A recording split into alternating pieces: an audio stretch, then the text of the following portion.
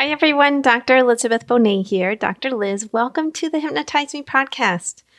Before we jump in, please note that the podcast is not mental health treatment, nor should it replace mental health treatment. If you need psychotherapy or hypnotherapy, please seek treatment from a trained professional. I do hypnosis all over the world, so please feel free to contact me through my website, drlizhypnosis.com, DRLIZ hypnosis.com.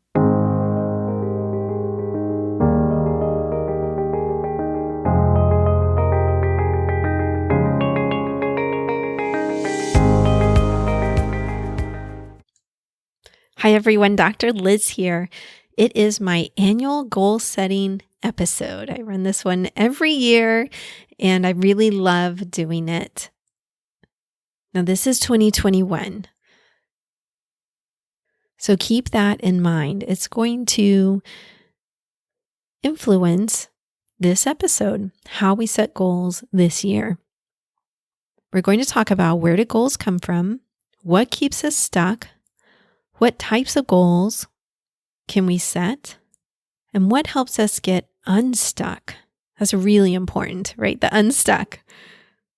And then how do we evaluate along the way? I do want to say that I do identify as a highly sensitive person, meaning like sounds and noise and light and clothing, like that type of thing affects me pretty significantly. It has all my life. But other than that, I consider myself pretty neurotypical. And you have to find the method that works for you. There are all kinds of methods out there. But they know that for the neuroatypical brain, that the traditional planners don't really work for them that well. Okay, they'll have the million stickies all over the desk, and that works better for them than get a planner and make your list, and this is how you break it down. That's more for a neurotypical person. So I just want to say that I've been learning more about the ADD, ADHD brain, and that type of brain thrives on novelty. So using one planner the whole year may not be enough novelty for them. Using a planner at all may not be enough novelty for them. So just keep that in mind as we go through this episode. I still think I have lots of great information for all kinds of brains and all kinds of people that hopefully will help you. But when I talk about planners, just keep that in mind, all right? I have about 4 pages of notes in front of me, and I'm going to try my best to condense those down to a manageable episode for you. So let's start with where do goals come from? Now, I just read a book called Personality Isn't Permanent by Benjamin Hardy. I've invited him onto the podcast, so hopefully I'll get to interview him as well, and you'll get to hear it. And he has such good information in that book. I really think the book is more about goals than it is about personality. But his overarching point of that book is that personality is very changeable and changes quite a lot throughout someone's life. So I want you to keep that in mind when you're setting your goals for the year. You can become the person that you desire to be.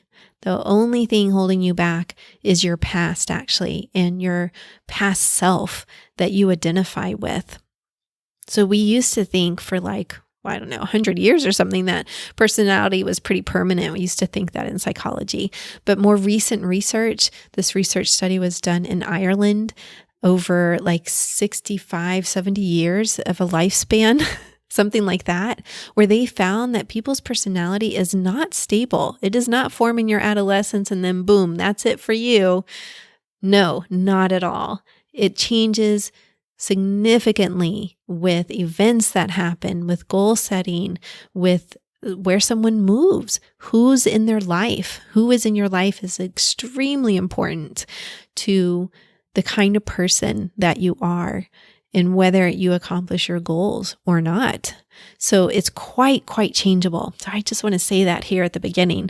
I'm going to talk about some of the information that Dr. Hardy shares on the episode today. And the first one of those is, where do goals come from? So he says that goals come from exposure to something. So maybe you see something or you hear about something or you have an experience where you're like, maybe I can do that, right? 2, desire, wanting it. And 3, confidence in the belief that you can achieve it. Now, that third one is really important because people get really hung up on whether they can achieve it. So that leads us right into the next point of what keeps us stuck. There's 4 reasons that people stay stuck, according to Dr. Hardy. 1, they're defined by past traumas that they haven't reframed. 2, they have an identity narrative based on past, not the future. 3, their subconscious keeps them consistent with their former self and emotions instead of their future self and emotions. And 4, the environment that they're in supports their current self instead of their future self. So we're going to talk about all of these just a little bit more than me just listing them for you, because they're really fascinating. So 1 is defined by past trauma that they haven't reframed. We have all kinds of traumas that happen in our life. Sometimes it's with a big T, and sometimes it's with a smaller t.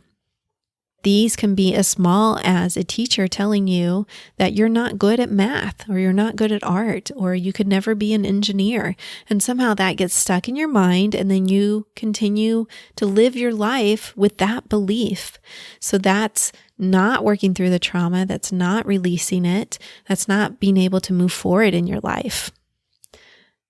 Perhaps a larger trauma is you're in an abusive marriage.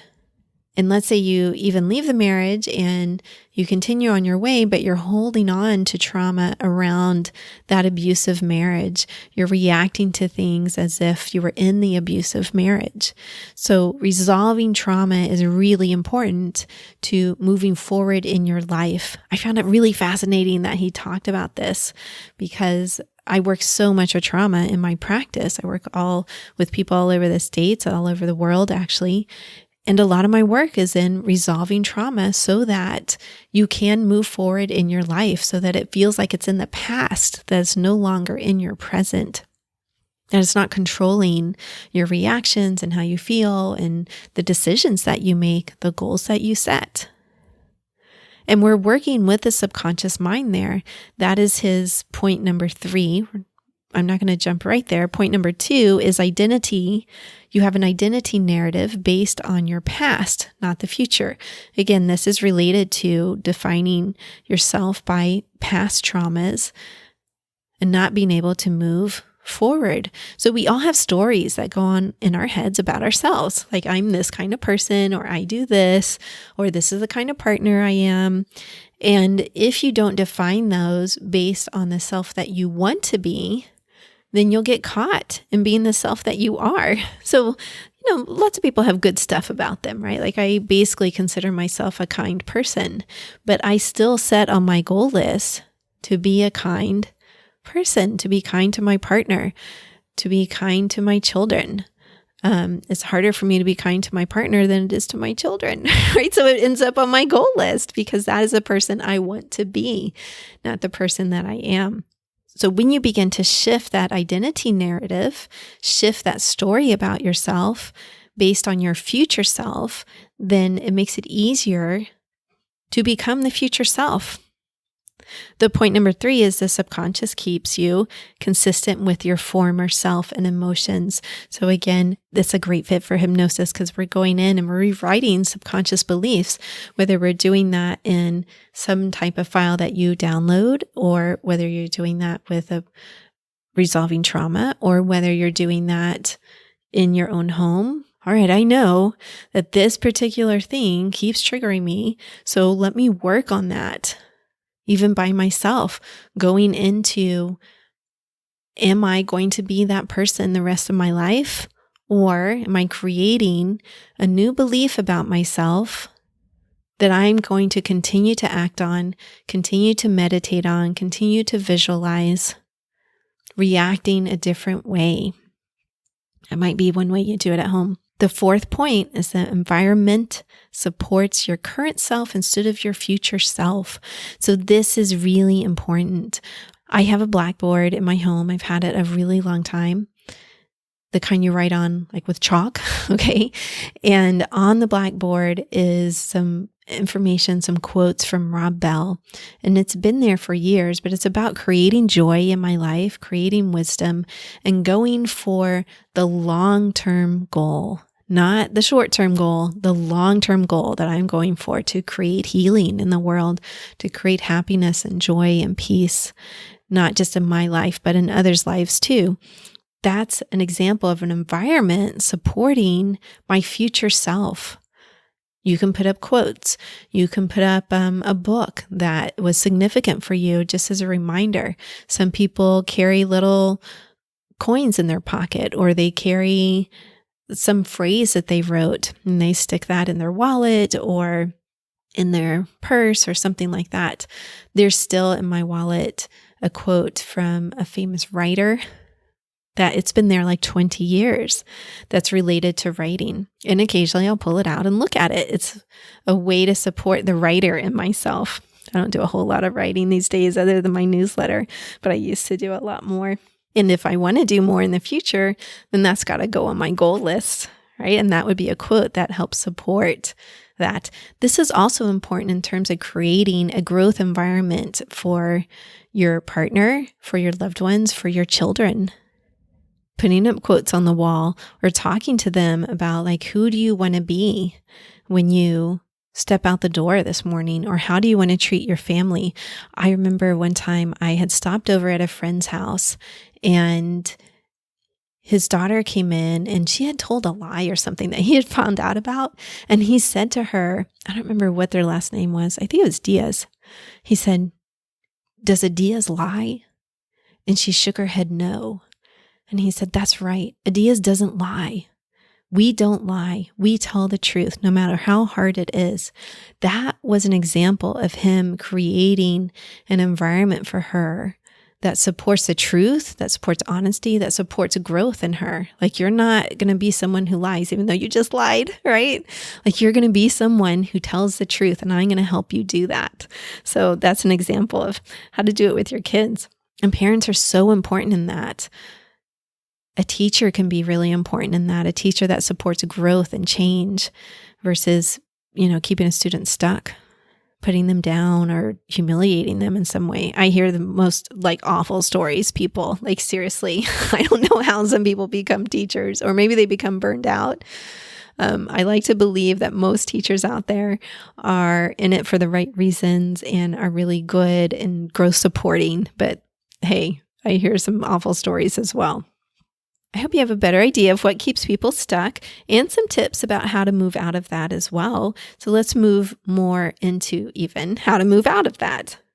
There's 3 things that take place for high-level motivation. This is very, very well researched, by the way, over decades. 1, you have a clear and compelling goal or outcome. 2, you have a path or process that you believe will get you there. And 3, you have a belief that you can execute and succeed. This is similar to what I said at the beginning of where do goals come from, but it's a little bit more focused on the goal. You cannot have hope without a goal, by the way. There's always a goal attached to hope. So if you want to create more hope in your life, create some goals. This was said to me a little bit differently last year by a friend. I was struggling with the pandemic and will we ever be able to travel and all this stuff. And I said, I don't know about life, right? Just sort of an offhand comment. And he said, "Elizabeth, you have to look for something that's going to give you hope."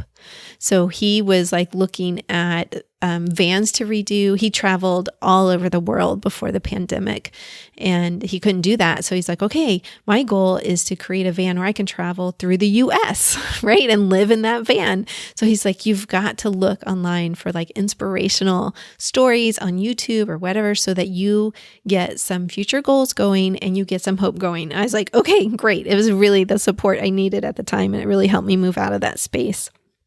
But keep that in mind. If you're feeling down, if you're feeling depressed, if you're feeling hopeless, set a goal that creates some hope in you. Use that as a process to come out of that emotional place. Now, what kind of goals can you set? We're going to talk about the path or process that you believe will get you there. in just a little bit. But let's talk about what kind of goals that you can set. What kind of goals will give you hope? Now, we are still very much in the pandemic. Even though the vaccines have arrived, there's still, I don't know, a long time before everybody is vaccinated and we feel like, the pandemic is manageable or this has passed for sure. We don't quite know when it's going to pass still. So for me this year, I didn't set like international travel goals, right? It's not going to happen. No, I set more process goals. Process means like, what kind of day do I want to have? What kind of person do I want to be? What kind of feeling do I want to have on a day-to-day basis? So you can set feeling goals like, okay, when I think about money, I don't want to get stressed and worried. That's a feeling goal, all right? I want to feel neutral, or I want to feel calm, or I want to feel happy. A process goal is, what kind of person do I want to be? Kindness, like I talked about earlier. One way to tap into that is to ask yourself, if I could wave a magic wand and believe anything about myself, this is what I would believe about myself. This is how I would talk to myself. And then you work towards that. You're working towards that future self will form the person that you are. So it becomes like, who do you want to be type of goals. If you want to be proud of yourself, then what actions can you take in your life that create a sense of pride? And how do you practice that every single day? How do you catch yourself if you're starting to shame yourself? So, I work a lot. I work a lot with overeaters and weight loss in my practice. And this is a big thing that people will shame themselves around food all day long. Or if they make a mistake, they go off their plan, then that sends them into a shame spiral. And they're like, oh my God, I can't recover. I might as well eat the house now, right? So we work on how not to shame yourself, how to reframe that and say, okay, I made a mistake. I had a hard day. And then I realized this is what I ate. So how am I going to plan for that hard day the next time it happens? Because it's going to happen again, right? Like nobody loses weight in a perfect world with no stress and nothing awful happens or nothing, bad happens or nobody says boo to them. There's always something that happens. So we try to plan for that and also say, ultimately, your goal is to be proud of yourself.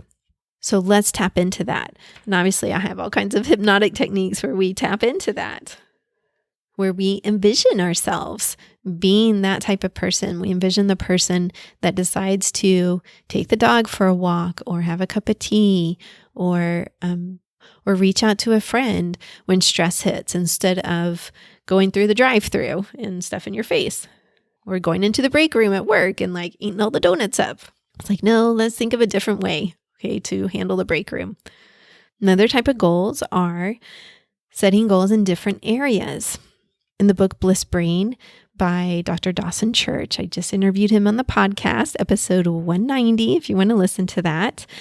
He talks about setting goals at the beginning of the week to create a healthy brain.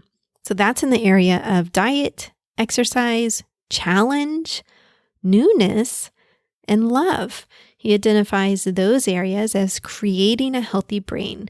Now, we know that when we create novelty in our life, we have a dopamine release. Now, even if we're in quarantine, there's ways to create novelty, meaning like cooking something new, trying a new show, exercising in a different way, rearranging the house. That's all creating novelty, which creates dopamine, and dopamine is the feel-good chemical.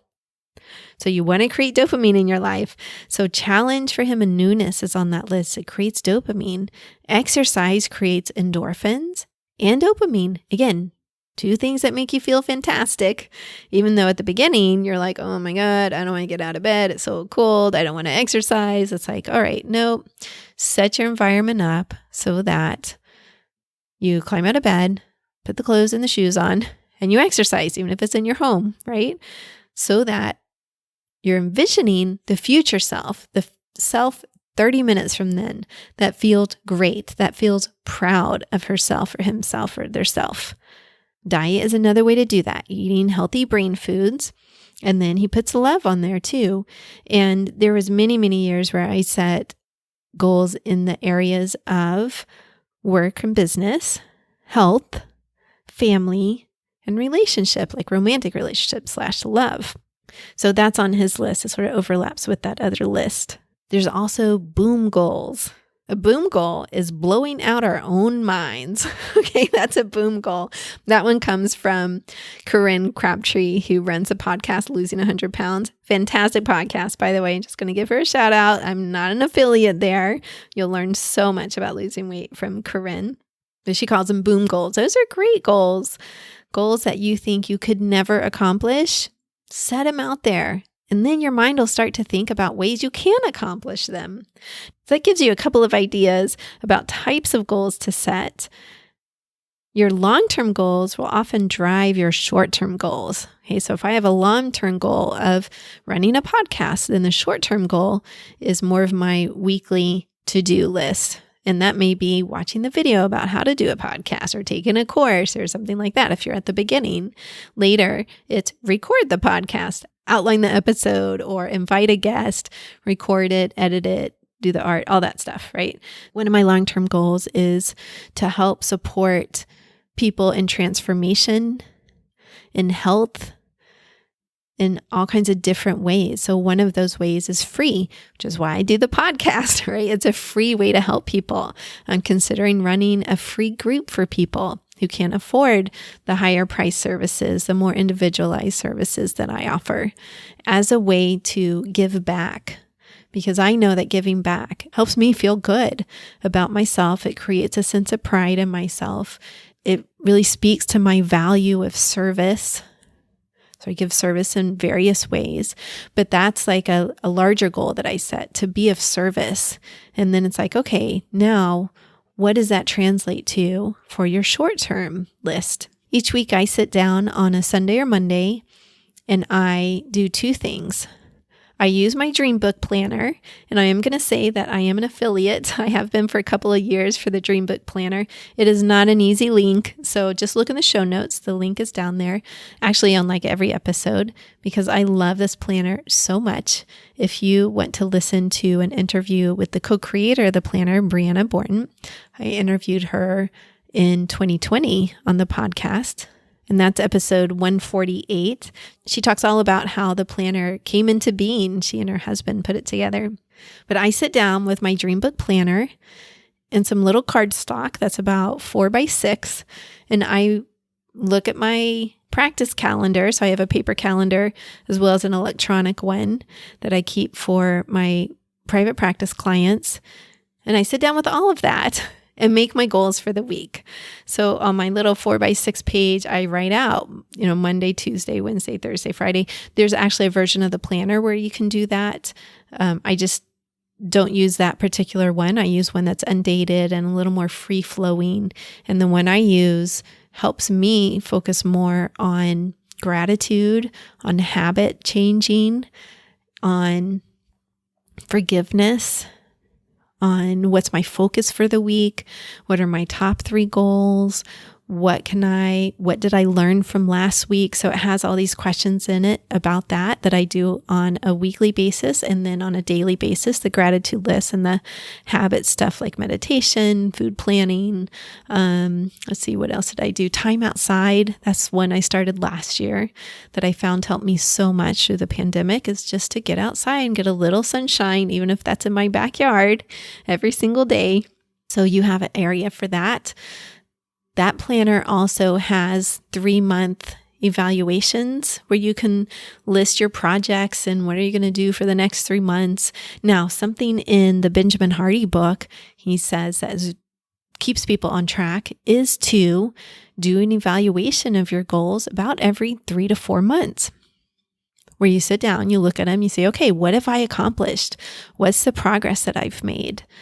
And what's a new goal? So looking at it that way. So the Dream Book Planner helps me do that. I will often add goals when they occur to me, or add projects when they occur to me, but it just has a nice process for breaking down projects and putting a timeline on them that's really helpful for me. But that weekly page is a page that I keep out on my table that I can then check things off for the day. So I schedule things into that day. And then I also have some free floating stuff over on the right that could be done any day, but just has to get done that week. or that I want to get done that week. That's more like it for me. Things I want to do that week. So that process works for me really well. I actually looked at, 10 to 15 planners, thinking maybe I'll get a new one this year. And I was like, nope, none of them beat the Dream Book Planner. So I'm sticking with it. But you have to find one that works for you. So I encourage you to look around and see which one fits me. Which one do I like? And then also feel free to change that as you go. So one year you may use one, and another year, another one is more appealing to you. So these big goals, long-term, drive the short-term goals. Now I am going to talk about another thing to help you get unstuck. Actually, two things to help you get unstuck if a goal is just not getting done. One of them is to check in with your purpose. So if you have a goal that's been on the board for a long time, you've got to go to your purpose to say, okay, what is the purpose behind this goal? So this was years and years ago, someone who wanted to pick a new pediatrician for her kids. And it had been there for months. And she's like, why haven't I done this? I'm like, okay, well, let's first check in with purpose. What's the purpose of picking a new pediatrician? Well, it's so that they have good health care, so that I make sure I'm being a good mom to them by supporting them with a good doctor, one that I feel like I trust. Great. That's a fantastic purpose. So you check in with your head and your heart. Then you break it down into small, simple steps. Small, simple steps. Okay. So getting a new pediatrician, the small, simple steps are first, look for recommendations. We're online in these ages, so that's pretty easy to do. Look for online recommendations and ratings. Gather 3 names. Check to see if those names are your insurance if you're in the US. Then call the practice and ask your questions. Or make an appointment and visit and see if you like them. So it starts getting broken down into steps that are manageable, simple, and small to reach the larger goal. So that's one thing. This formula comes from Jim Kwik, Kwik, who does lots and lots of work on like memory and goal setting and goal accomplishment and speed reading, all kinds of stuff. And his formula is P2 times 3S. P2 is purpose times 2. Check in with your heart and your head. 3S, small, simple steps. Okay, so there may be some part of that formula I'm missing. I'm not sure. I'm just doing it from memory. But anyway, that always helps me, is like if I'm getting stuck on a project, I break it down into smaller steps. So there was a video course that I wanted to watch last year, and it's pretty extensive. It was hours and hours of video, and it was on my list every week. And I thought, oh, geez, I didn't do that this week. So I said, okay, Elizabeth, you've got to break this down into smaller steps. So I put on my list for the next week, watch 15 minutes of one video. I said, okay, I can do that. So that's what I started with. And once I watched 15 minutes, it was pretty easy to watch another 15 minutes. But I worked my way through that whole program by small, simple steps. That's it. So whenever you're getting stuck, think of that. Now, the second tip for when you're feeling stuck is to really think of what your future self would want and do. I work with this concept all the time in weight loss in particular. What would your future self do? Would she eat the cookies? Would she go by the drive-thru? Or would she say, you know what? I'm just going home for the night, and that's going to feel really good for me. I don't have to eat in my car, and I don't have to get all messy, and I'm sure I can have something at home that feels soothing to me. Because overeating is a lot about like soothing, self-soothing. So what can you do at home that's healthy, that feels soothing? And it's really tapping into that future self.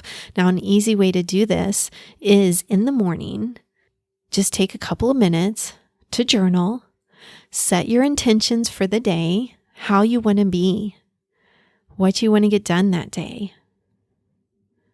And if you've written this earlier in the week, you can just look over your list. Then close your eyes for 20 seconds and visualize yourself doing something on that list. So you can visualize yourself doing something really hard that perhaps you don't want to do, or you can visualize yourself doing something easy that's going to feel good. But at the end of that visualization, you're imagining yourself feeling really good and proud of yourself that you did it. Right now, since your eyes are already closed and you're visualizing, this is an easy lead in to just a couple of minutes of meditation. It could be longer if you want, but you're already relaxed probably. Your breathing's probably already slowed down. You've already started moving your brain waves into a calmer state. So if you could stay there just for a couple of minutes in an even breath, or say a mantra, whatever type of meditation practice works for you, visualizing your future self, visualizing how you want to be in the world, then wonderful, right? That's another way to get unstuck. All right, people, I hope that all of this helps you. Remember to take what you need and leave the rest. I'm going to end with a quote here. 2 quotes, actually. One is from Byron Katie, who says, "Life is simple. Everything happens for you, not to you." And then one from Benjamin Hardy, "Your past isn't happening to you. Your past is happening for you." So what that means is the more that you can think of yourself as that is the past, it happened for me so that I can move into the self that I want to be and accomplish the things that I want to accomplish, then the better your life is going to feel, the more that you can access that. Your past has happened for you so that you're at the place you are now and you can create the person you want to be and do the things that you want to do. All right, everyone. Peace.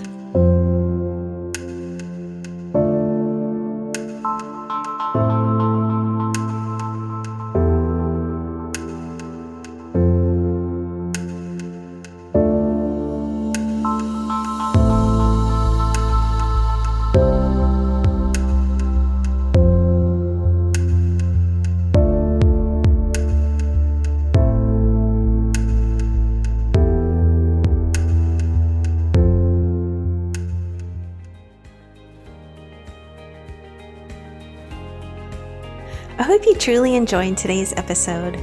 Remember that you can get free hypnosis downloads over at my website, drlizhypnosis.com, DRLIZ hypnosis.com. I work all over the world doing hypnosis.